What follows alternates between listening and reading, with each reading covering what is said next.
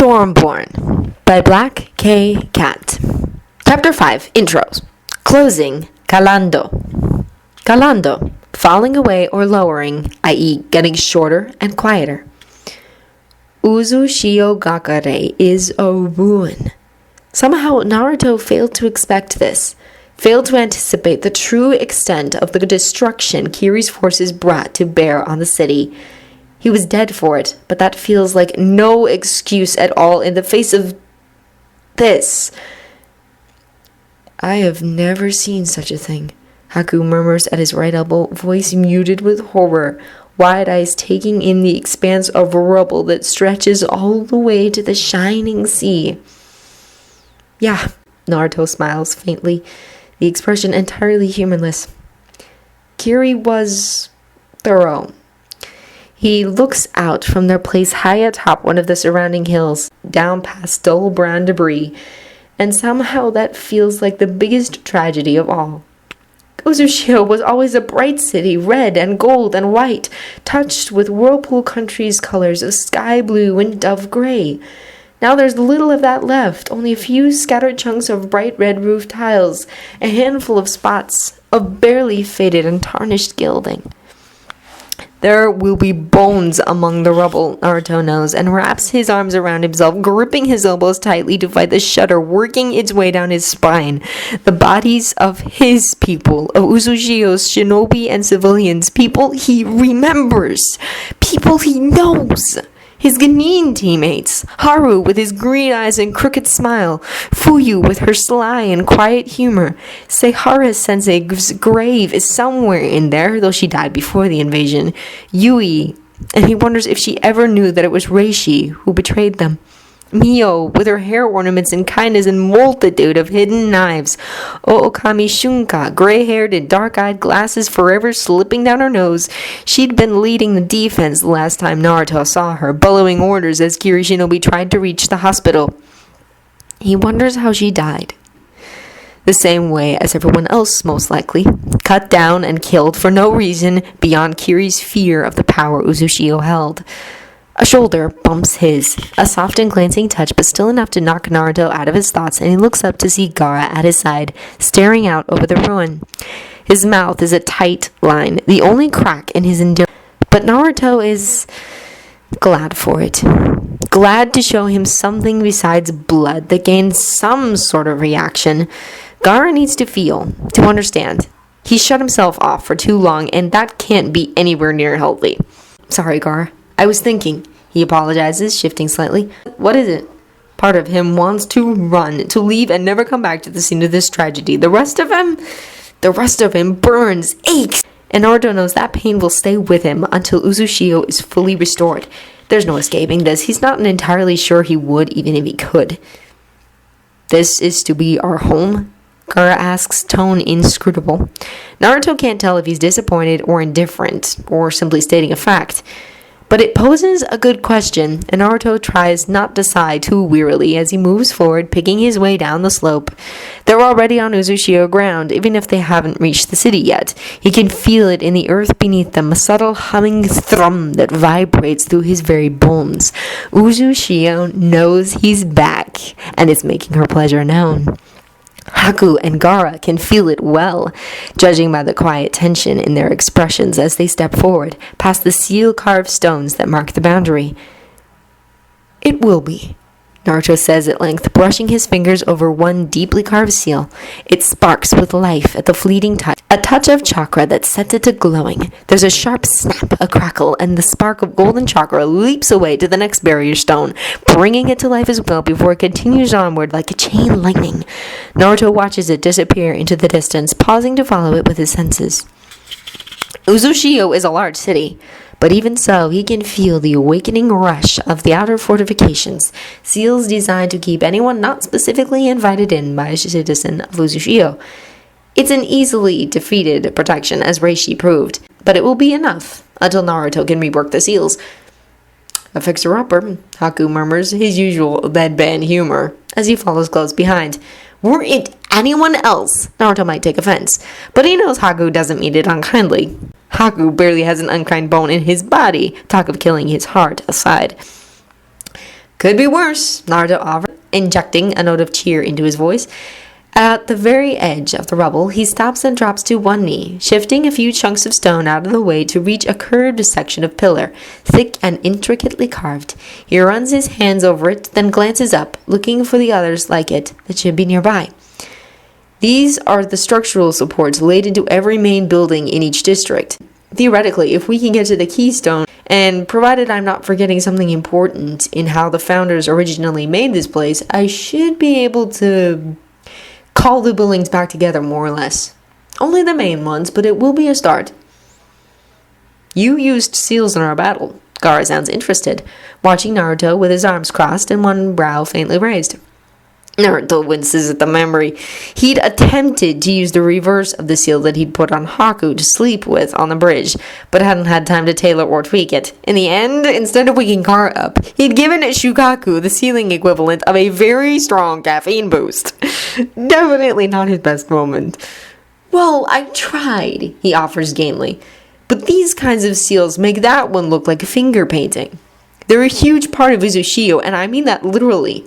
Our Saindame wrote these in every aspect of the village, in case of an earthquake or tsunami originally, but, well.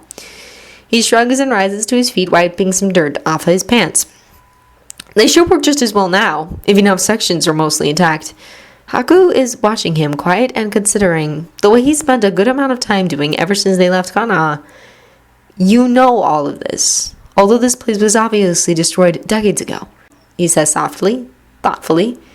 And he keeps saying, our city, our Saindame. Naruto-kun, I thought you were from Konoha. I am, Naruto protests. Or, well, I am now, this time around. But I remember a time when I was from Uzushio, if that makes sense. She did something, as far as I could tell, to keep me from being reincarnated normally, without any memories. So it's still all up here. He taps the side of his head and can't quite find the smile that comes, because it's a ruin, a wreck full of bones and bodies, but it's still here. And he can still feel Uzushio herself singing beneath his feet, warm and welcoming. All of it, right up until the second I died. And I'm not about to let my home stay ruined. Not if I can help it. Gaara looks around them for a long moment, expression unreadable, and then nods, just once. There will be too many to bury, even if we dig the graves with Doton jutsus, he says bluntly, though not harshly. We can build the pyre and then erect a memorial afterwards. With a sigh that makes him feel positively ancient, Naruto goes to his knees, pressing his palm against the cool, damp earth, and breathes out. Fuyu and Haru, Yui, Shunga, Mio, Hisoka, Shin, everyone. Yeah, he manages after a moment, and his voice is rough. At least Haku and Gaara are kind enough not to mention it. A pyre is probably best, but we should find the keystone first.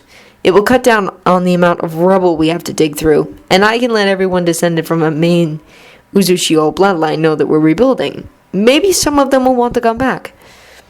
Haku offers him a hand and a small warm smile. They will, he says firmly. People will do just about anything for a home that's truly their own, Naruto-kun. Gaara nods, solemn and silent, and doesn't look away. Right, Naruto breathes out, feeling hope and optimism rising up within his chest like bubbles of effervescent light. Right. Because Uzushio has been destroyed once, but she's still here, still living and waiting and holding on to her faith that he, Naruto, Arashi, either or both, can make things better, make things right. He's all but promised her that he will, just like he promised Mito that he would make Uzushio into something great. He didn't get the chance to fulfill those promises the first time, but that's what second chances are for, isn't it? This time, Naruto swears to himself, taking Haku's hand. This time will be different. Sasuke wakes to dawn light and bird singing and a creeping, invasive sense of wrongness, like a miasma in the air. He opens his eyes, stiff and still, in the hard hospital bed and immediately thinks, something's happened. He sits up, taking in the room, empty, thankfully, despite Ino and Sakura's ridiculous persistence in the face of Sasuke's continued indifference. And then the quiet street he can just see through the window. There's nothing. No hint of panic on the faces he can glimpse, no furtive motions, no suspicious characters. And yet something feels wrong. As though the sky has somehow suddenly turned green or directions reversed. Something subtle and yet jarring all at once. Sasuke is almost tempted to activate his Sharingan and see if it's something he's normalized, just can't pick up. Before he can, though doubtless a medic will come in to yell at him for needlessly wasting chakra, the door to his room swings open, creaking lightly, and a familiar form slips through the gap, shoulders faintly rounded with exhaustion and silver hair nowhere near as flyaway as normal. Kakashi pauses on the threshold, looking like he's aged 10 years since Sasuke saw him last, a little over 24 hours ago. Now, because Sasuke's been sleeping, his body finishing the work Tsunade started, there are new lines in his face, and a new grief in his gaze, and Sasuke has never looked at their teacher and thought, broken. But right now, he could. Easily, he could. Something's happened. He says, feelings, dread, unease, anger, curling and twisting into a knot in the pit of his stomach. What is it? Kakashi hesitates just for a moment, but even that's more than Sasuke has patience for, because the last time he felt this way was waking up after Itachi slaughtered his entire clan. And surely there's nothing else he can lose now, right?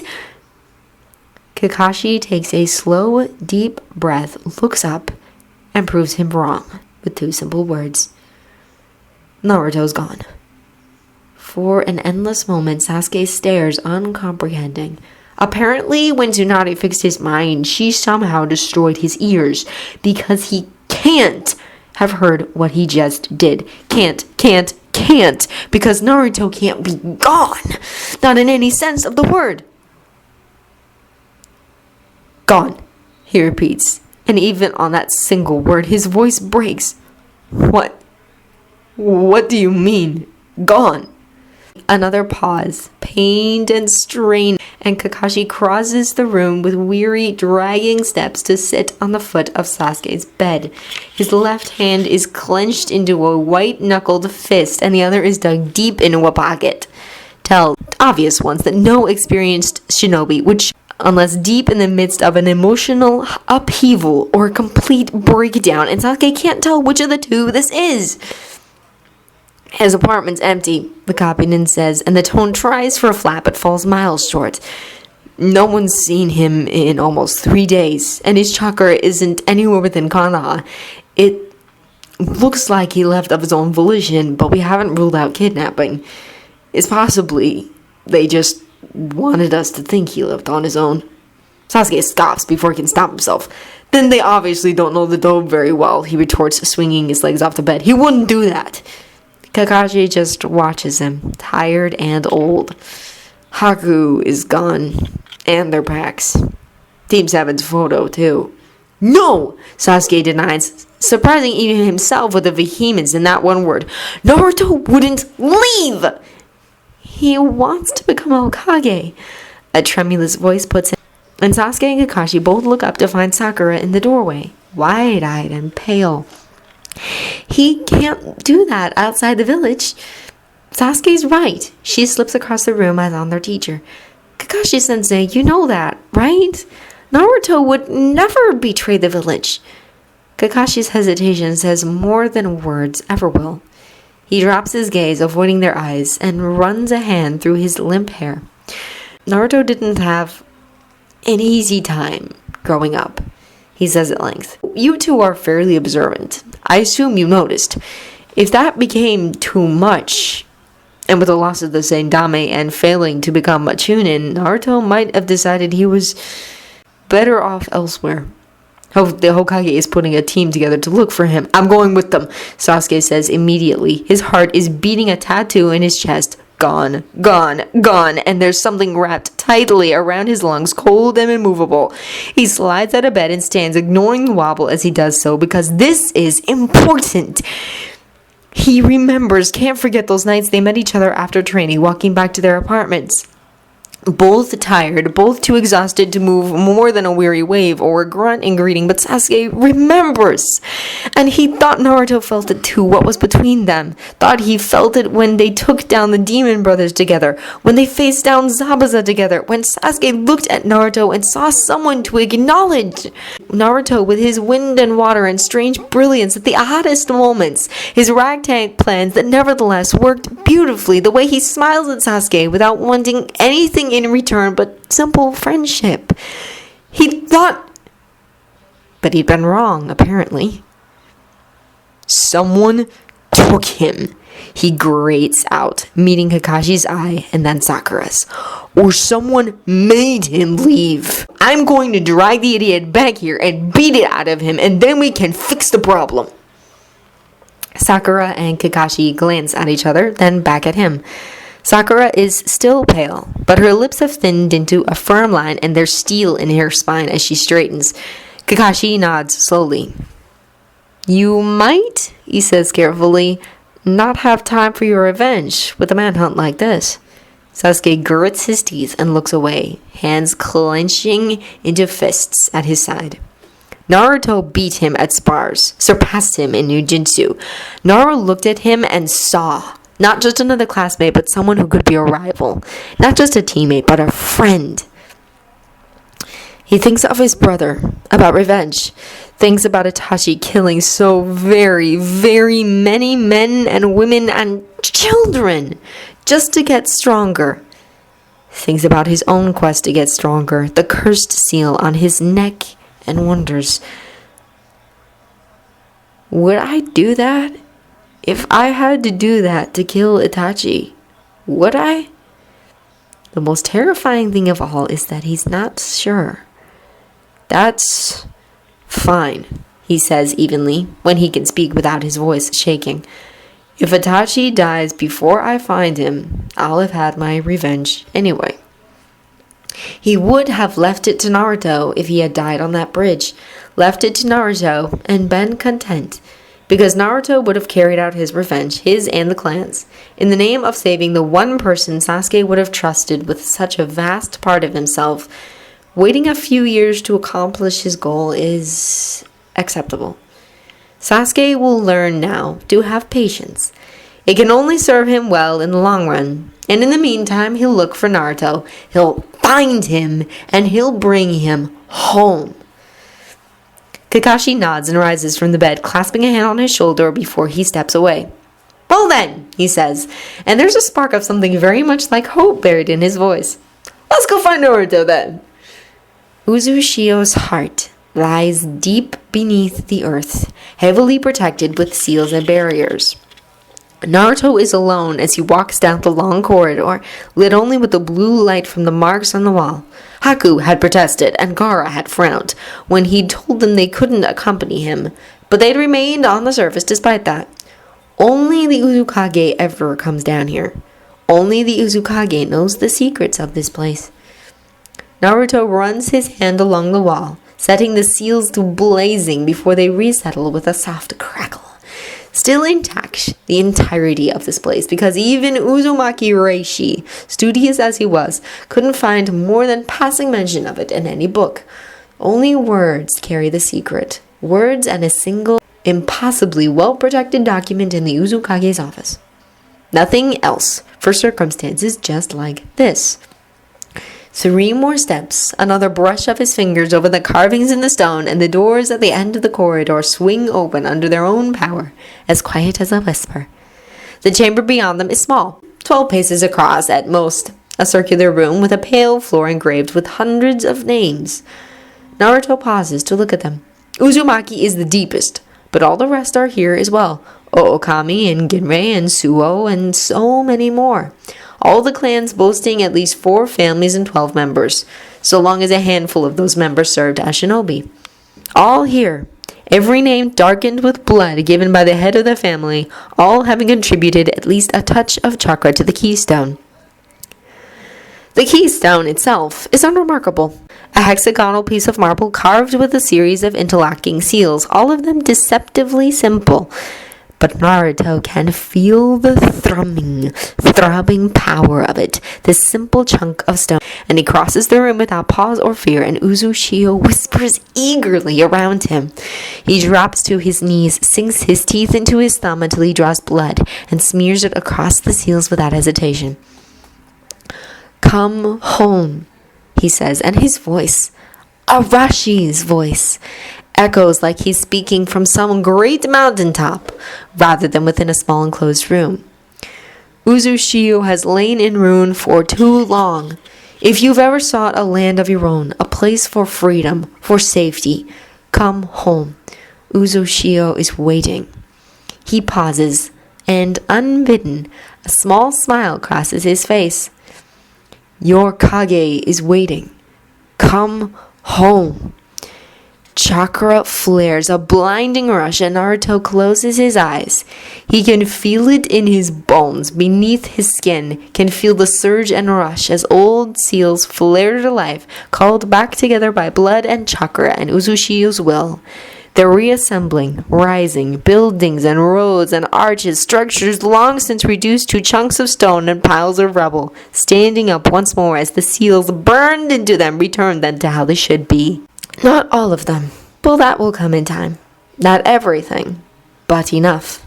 Naruto opens his eyes and grins because he can feel it in his very soul. Uzushio's cry stretching out across the length and breadth of the elemental countries, seeking those who bear the blood contained within this chamber. Come home, he thinks, and all around him Uzushio sings. Come home.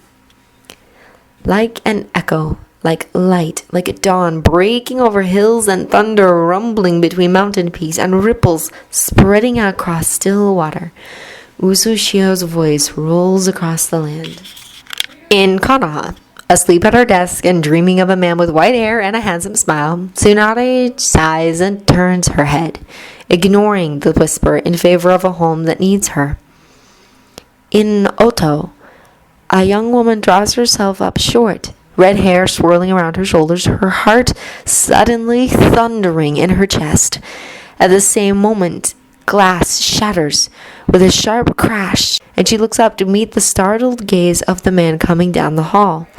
Black eyes framed by a messy fall of ash-gray hair hold her own, and they both glance down at the dropped beaker and then, as one, turn to look southeast. In Kumo, an old man with his hair bleached white by time stumbles to a halt and simply stands there, not hearing his daughter-in-law's sudden worried questions.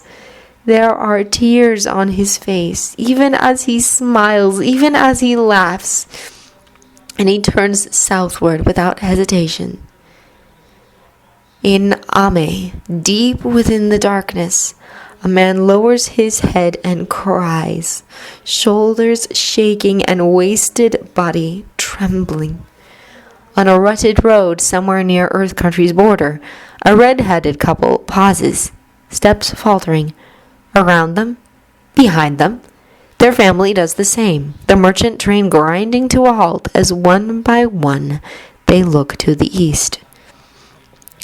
All across the elemental countries, in every nation, in 1,000 forgotten places, people falter and freeze and turn their faces toward the source of a cry that resounds in their very blood. Home, it says, a man's voice and a woman's voice, the voice of someone only the oldest generations remember, entwined with the voice of someone who is something both more and less than human. Come home, it tells them, and they do.